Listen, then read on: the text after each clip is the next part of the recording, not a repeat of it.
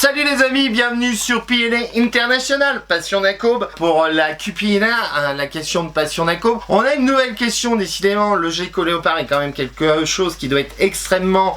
où il y a beaucoup de gens qui les maintiennent en France, puisqu'on a une question de Brian Sillery qui nous dit, suite à notre vidéo sur faut-il laisser le mâle avec la femelle toute l'année, qui nous demande si un terrarium est gigantesque, avec 5 femelles pour un mâle, est-ce que ça passe?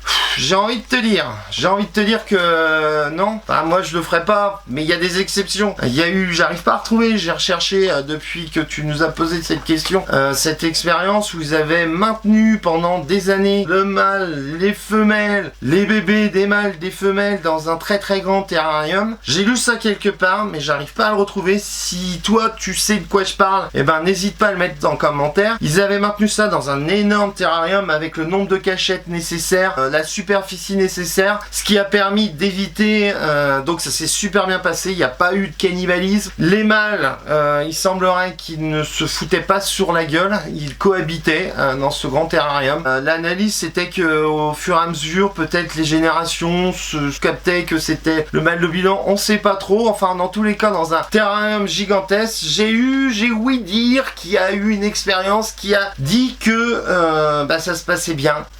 Plusieurs femelles, un seul mâle, la descendance avec d'autres mâles, il n'y avait pas de problème. Donc j'arrive pas à remettre la main dessus. Si tu sais de quoi je parle, n'hésite pas à le mettre en commentaire. Donc j'ai envie de te dire, il y a des exceptions à tout. Moi je le ferai pas, même dans un très très grand terrarium, à part racheter l'Afghanistan et puis mettre tes geckos là. C'est pas trop, c'est vraiment pas recommandé. Il y a un risque de dominance dominée. Il faut qu'il y ait chacun son territoire. Il faut que les femelles peuvent être tranquilles, ne pas être embêtées en permanence par le mâle qui a des besoins sexuels insatiables. Même un très grand terrarium. Alors qu'est-ce que t'appelles un très grand terrarium? Si c'est un 2 mètres par 2 mètres, si c'est un 5 mètres par 5 mètres, c'est sûr qu'un 5 mètres par 5 mètres, je pense que ça peut passer. Mais dans tous les cas, même si t'as un 2 mètres par 50 cm, je ne le ferai pas. Encore une fois, c'est notre avis personnel, comme on le dit souvent sur PNA ou comme je le répète souvent en début de vidéo, il faut toujours croiser ces informations avec les autres parce que on n'est jamais à l'abri de raconter une connerie. J'ai repris sur un montage une vidéo où je disais qu'on pouvait avoir jusqu'à 80 reptiles amphibiens et je sais pas, ça m'a travaillé, j'ai revérifié, c'était 40, donc ouf, on est passé à ça de la connerie. Mais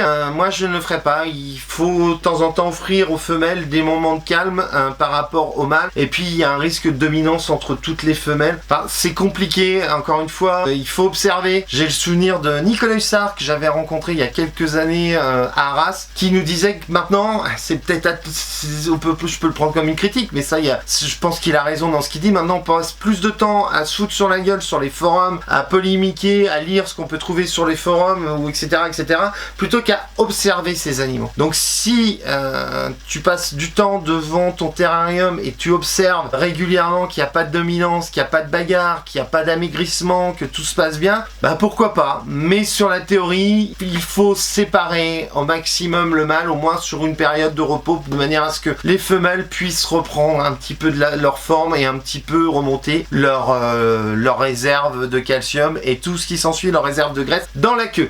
Dans tous les cas, si cette réponse t'a plu, tant mieux. Si vous n'êtes pas d'accord avec mon analyse, on est là pour en discuter. C'est justement ce qu'on critique souvent dans l'intérieur, c'est que les gens pensent avoir la science infuse. Salut, j'ai 2 geckos et j'ai un pogona depuis 2 ans. C'est bon, je déchire tout en terrario. C'est pas notre cas. N'hésite pas à mettre un commentaire, n'hésite pas à échanger, dire moi j'ai mon mâle, ma femelle, ça pose aucun problème et on discute autour de ce sujet-là. Si t'as d'autres questions, et écoute, c'est le principe de la QPNA. N'hésite pas à la poser soit sur la page Facebook Passion d'Acobe où t'es abonné, j'espère, ou sinon sur la chaîne YouTube PNA. Et justement, si cette vidéo t'a plu, tu t'abonnes, tu partages un maximum et puis tu me lâches un petit pouce. Allez, ciao, bye, salut.